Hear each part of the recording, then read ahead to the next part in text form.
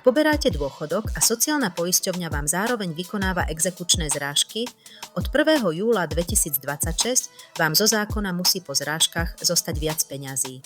Dôvodom je zvýšenie životného minima, od ktorého sa odvíja aj výška sumy, ktorú nemožno z dôchodku zraziť. Pri neprednostných pohľadávkach, napríklad pri dlhoch voči banke alebo nebankovej spoločnosti, vám musí zostať najmenej 413 eur a 30 centov mesačne.